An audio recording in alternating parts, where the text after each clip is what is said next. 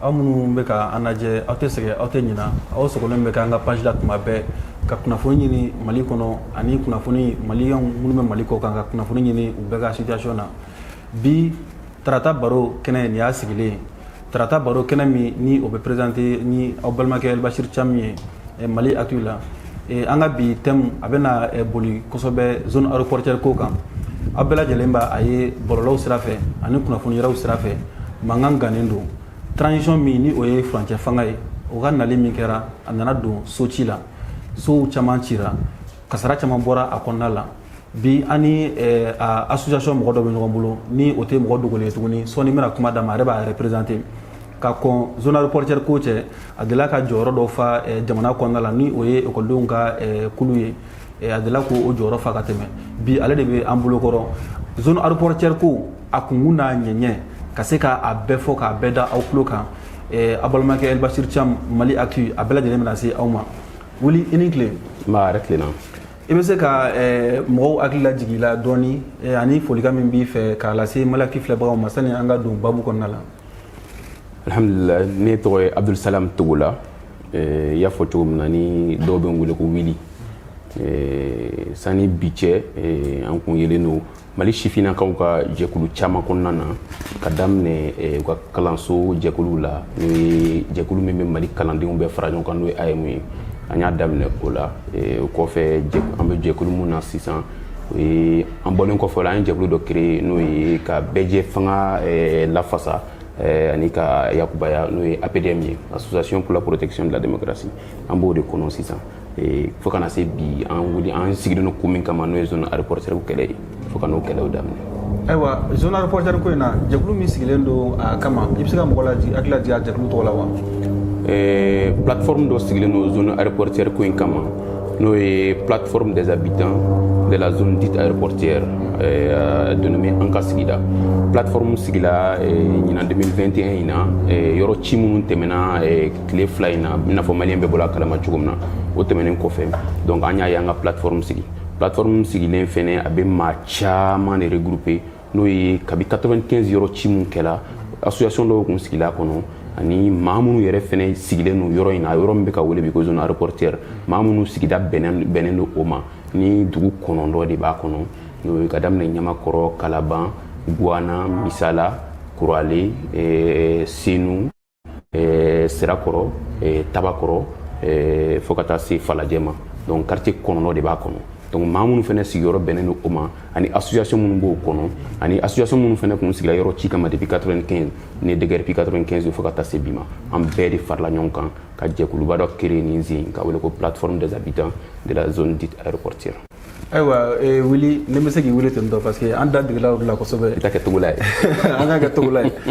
Togola depuis san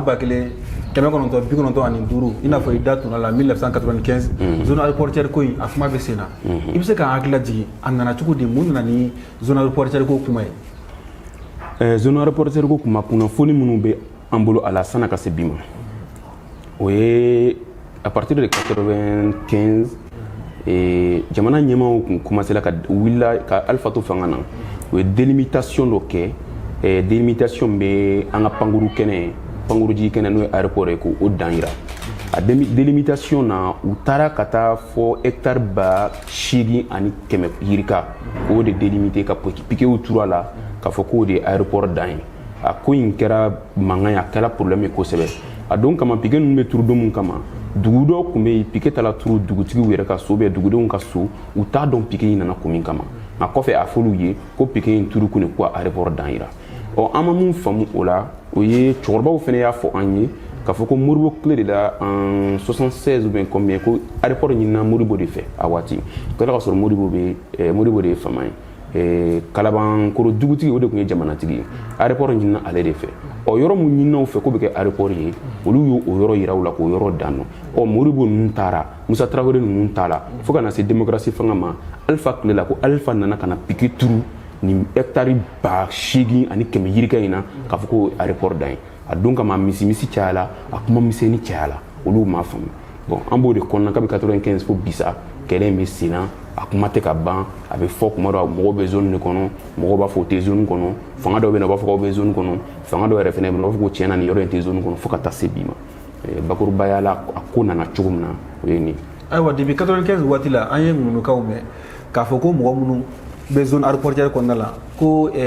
u dédommagera ni o ye ka hakɛ segin ma k'a ye k'a fɔ k'u sigilen don kɛnɛ kan kɛnɛ min ni a bɛ aéroport fɛ ko kasara kama u ka se ka wuli ka bɔ yen nɔ o wulili sen fɛ maintenant ko musaka dɔ taara ka d'u ma min ye dugukolo ko ka o musaka lasegin ani u yɛrɛ ye wari min fɛnɛ don k'u ka so jɔ ani ka baara yɛrɛw kɛ u ka yɔrɔ la ko musakaw seginna yala a bɛ dɔ kalama o la wa. Effectivement an fana y'o kumaw mɛn a fɔra k'a fɔ ko musakaw kɛra ko minnu ka dugukolo tun ye yɔrɔ ye yɔrɔ binna dɔw ka foro ma a bɛnna dɔw sigida a fɔra ko u ka nafolow lasegila o ma nka anw bɛ mun dɔn o ko la o kuma in fɔla cogo min na a n'a kɛra cogo min na kelen tɛ ne hakili b'a la hali sisan n'aw wulila ka se dugutigilakaw fɛ yen a bɛ taa sɔrɔ maaw bɛ yen don min kama u ka foro minɛna u la a fɔla k'aw ka na ni sɛbɛnw ye ko aw ka nafolow ɲɔgɔnna bɛ di aw ma aw ka dugukolo hakɛ bɛ di aw ma fo bi u ma kuma mɛn bilen u ma ko ye bilen nka a fɔra communiquéw la k'a fɔ ko u bɛɛ ka nafolo sigilenw ma anw b'a dɔn a kuma de fɔra wa a ma kɛ an taara se 95 ma 95 la u ye yɔrɔ ci mun kɛ aw y'a kuma mɛn k'a fɔ ko yɔrɔ mɔgɔ minnu ka yɔrɔ cila 95 b'u wele ko les déguerpis de 95 ni ɲamakɔrɔ b'o la ni senu b'o la a fɔra fɛnɛ communiquéw la a fɔ ko o maaw bɛɛ ka wari segin u ka hakɛ seginnaw ma donc hakɛ segin kuma in bɛ ko in na ani tiɲɛ tɛ kelen anw bɛ mun dɔn a la par exemple en 95 il y a plus de 3000 et quelques familles de déguerpis maintenant dédommagement nalen u ye mun dédommagé c'est seulement un tiers 1000 personnes 1000 familles dédommagées maintenant les 2000 restants o kuma tɛ ka fɔ a bɛ ka fɔ ko a bɛɛ kɛra an tilala ka na bɔ mun kalama o ye o waati o tile 95 tile la minnu ye dédommagement kɛ u ye liste dɔ labɔ k'a yira faamaw na k'a fɔ ko bɛɛ dédommagé la k'a sɔrɔ maa minnu dédommagé la mun y'i ta sɔrɔ a tɛ tɛmɛ jama kilan sabanan o de y'i ta sɔrɔ jama kilankɛ yɛrɛ ma ta sɔrɔ maa minnu ye wari ninnu labɔ a waati i bɛ taa sɔrɔ a bɛɛ tun ye waati faama donc se kɛra maa minnu ma maa tɔɲɔnnenw yɛrɛ mɔgɔ dama dɔrɔn de i ta sɔrɔ a la wa a tɔ bɛɛ faamaw yɛrɛ de y'a wari tila u ni ɲɔgɔn cɛ nka a fɔra bɛɛ ɲɛna k'a fɔ ko maaw ka hakɛw dil'u ma u tilala k'u sigi k'u ka hakɛw d'a ma di foro minnu minɛna maaw la forotigi dɔw bɛ hali sini u ka sɛbɛnw b'u bolo hali sini u ka tigɛni b'u bolo u ma hali sini u ka wari ma d'u ma o prévu baden bɛ an bolo a forotigiw bɛ yen tike minnu dil'u ma a bɛ yen hali sini dɔrɔmɛ ma d'u ma nka an bɛ k'a mɛn communiquéw la k'a fɔ ko maaw ma sigila zone kɔnɔ zone aéroport nana sigi ka maaw ma sɔrɔ i ka bɛɛ ka hakɛ dil'i ma a kuma ni sababa tɛ kelen. ayiwa ACI 2000 ka aéroport bɔ ACI 2000 la ka taama ka n'i yɛrɛ sɔrɔ fo Senu o a bɛ Senu tuguni an bɛ ka ACI ko kuma mɛn zone aéroportière la Senu yan tuguni mun nana ni ACI ko kuma in ye. fɛn mun nana ni ACI ko kuma ye o kunnafoni minnu b'an bolo maintenant n'i ye ko in yɛrɛ tiɲɛ ta k'a lajɛ i bɛ taa sɔrɔ a bɛ k'a fɔ ko yɔrɔ in ye aéroport ta ye o kuma tɛ tiɲɛ ye parce que aéroport limite bɛ aéroport la yɔrɔ mun dila aéroport yɛrɛ kama o yɔrɔ bɛ o limitelen don u nana yɔrɔ in tɔgɔ de da aéroport la ko la zone dite aéroportière u y'a tɔgɔ da aéroport la ka sɔrɔ ka aéroport ta tigɛ ka bɔ a la a tɔgɔ k'o bila ko le domaine de l'État ko ce sont les domaines de l'État ko jamana état de ta don jamana état ta don ni aéroport ta don kelen tɛ dɛ aéroport ta ye mun ye titre bɔra ka di aéroport ma yɔrɔ mun na o tɛ état ta ye état yɛrɛ tɛ se ka s'o ma parce que o titre bɛ aéroport de bolo o yɔrɔ bɛ maa si kelen sigilen tɛ o kɛnɛ kan nka kɛlɛ bɛ yɔrɔ mun nɔfɛ u y'a classé de k'a fɔ ko c'est un domaine de l'État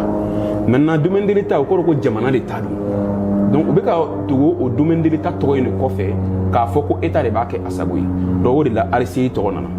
an nana mɛn an b'a dɔn an b'a kalama k'a fɔ ko projet dɔ de bɛ ni ACI cɛ u b'a fɛ ka yɔrɔ ninnu feere ACI de ma i n'a fɔ aéroport bila ka bɔ an bilalen affaire la ACI ma cogo min na a kɛra ACI ta ye cogo min na u b'a fɛ ka yɔrɔ ninnu feere ACI de ma ten o de ye ACI tɔgɔ de ko la ACI ni se ma bɛɛ b'a kalama k'a fɔ ko yɔrɔ ninnu maaw bɛ ka gɛn ka wuli ka bɔ yɔrɔ ninnu na aéroport ta tɛ avion jigi kɛnɛ tɛ a tɛna di aéroport ma a bɛ na tila ka utiliser tuguni de i n'a fɔ o ye ACI 2000 utiliser cogo min na u b'a fɛ ka kɛ ten. halisa aw yɛrɛ ka kɔrɔfɔ kɔnɔna la an ye kunnafoni dɔ fana mɛn aw da k'a fɔ ko ASECNA nana k'a fɔ ko licence ko kumaw bɛɛ fɔra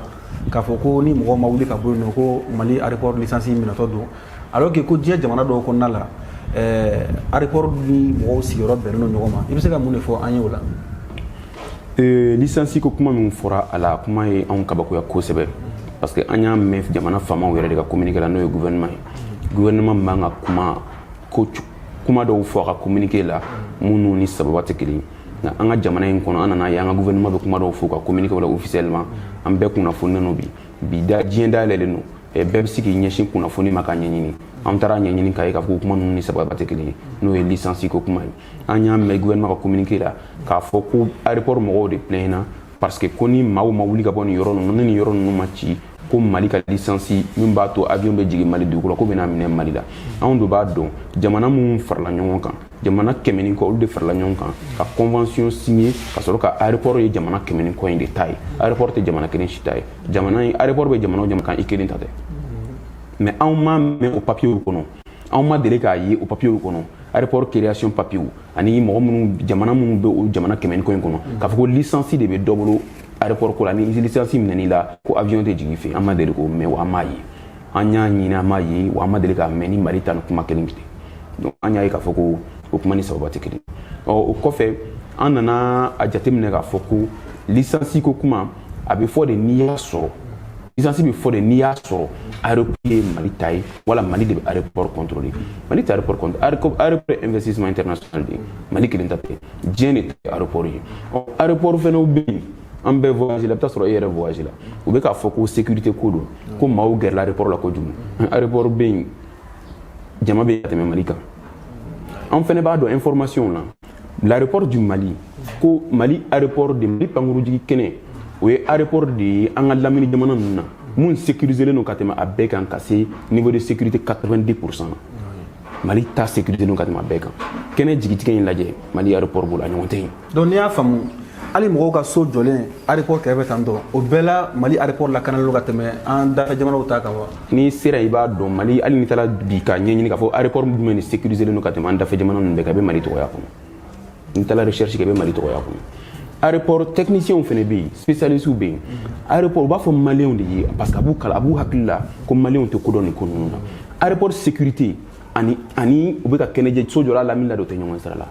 aéroport sécurité bɛ piste d'atterrissage de bolo aéroport sécurité bɛ fɛn de bolo problème technique de bolo ani so jɔra yen fɛ maa si tɛ se ka taa so jɔ aéroport avion jigiyɔrɔ piste kan u b'a fɔ ko sécurité ko mɔgɔw man ka sigi a lamini na ko ni dégâts kɛra avion na ka sécurité ka bon o ni anw ta in contexte tɛ kelen ye anw ta in na fɛn dɔw bɛ an ka sigida in na a ka jugu ni avion bi ye n'o ye ONAP ye gazi de b'o kɔnɔ n'a sɔrɔ sécurité ko don ONAP ye pétrole mara yɔrɔ n'i bɛna taa Falajɛ n'i bɛna taa Tour d'Afrique la droite fɛ douane yɔrɔ dɔ bɛ yen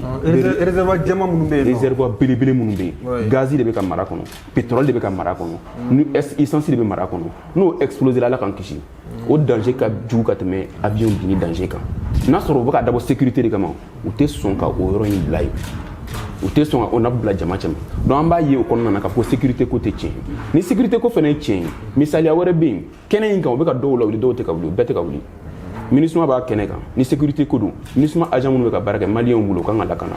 ni sécurité ko don man ka to olu ka kɛ usine wɛrɛw bɛ yen Toguna bɛ yen maliyɛn des milliers de maliyɛnw de bɛ baara kɛ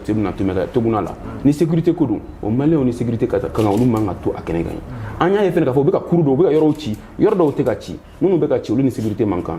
donc an nana ye k'a fɔ ko sécurité ko kuma min b'a la o tɛ tiɲɛ ye parce que Mali yɛrɛ aéroport sécuriselen don fɔlɔ n'i ye Lomé yɛrɛ surfe n'i ye Lomé ta capitale ye Lomé yɛrɛ aéroport in kɛnɛ ka bon ni Lomé Kuturu ye Lomé aéroport ni Mali aéroport capacité ye kelen ye wa avion bɛ jigin Lomé bɛ jigin yan tɛ jigin kelen tɛ mais Lomé yɛrɛ Kuturu olu ye domaine aéroport an ka domaine aéroportuaire a ka bon ni Lomé Kuturu ye kuma tɛ aéroport ma n'i ye Dakar aéroport ta ka lajɛ an ka aéroport in kɛnɛ ma bon ni Dakar yan Dakar aéroport sigilen don u ka aéroport kura u y'a ta ka taa dugu kɔfɛ sisan parce que a tun bɛ dugu cɛmana de la sisan jama cayala u y'a ta ka taa n'a ye dugu kɔfɛ u ka aéroport Diamniadio aéroport a bɛ 4000 hectares de kan aéroport yɛrɛ jɔla 2000 hectares kan wa 2000 bɛ réserve la o ye 4000 ye ɔ n'aw nana anw ta kɛ fo 7000 et quelques hectares kana fɔ k'o sécuriselen tɛ donc tu vas voir que fɔnkɔɲɔgɔnya bɛ kuma na kuma ni sababa tɛ kelen n'o de fɔ diɲɛ dayɛlɛlen don bi an bɛɛ bɛ kunnafoniw dɔn ni an ka jamana an ma ye an ka jamana faamaw ka kuma dɔ fɔ anw yɛrɛ k'u ka kumaw contredire a man d'an ye parce que a bɛ dɔn k'a fɔ k'an ka jamana faamaw yɛrɛ de bɛ ka nkalon tigɛ jamanadenw ye o cɛ man ɲi donc n'u bɛ kuma dɔw fɔ jamanadenw ye u k'a dɔn kuma minnu ni sababa don u k'olu de fɔ u kana nin kuma suguw fɔ an bɛɛ bɛ aéroport limite dɔn an bɛɛ bɛ aéroportw dɔn ayiwa i da tora an ka jamana ɲɛmɔgɔw ka ko la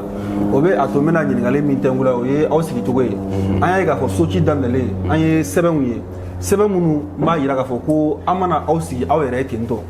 jamana ɲɛmɔgɔw an bɛ se k'a fɔ jamana de ye aw yamaruya à travers ces élus donc à na ala sigi no donc a kɛra maire yo a kɛra gouverneur yo ou bien a kɛra ali préfet yo donc an ye sɛbɛnw ye k'a fɔ ko aw nana aw sigi jamana yɛrɛ de aw yamaruya mais o yɔrɔ la an y'a ye k'a fɔ ko yɔrɔw cira mais est ce que yɔrɔw cilen kɔfɛ est ce que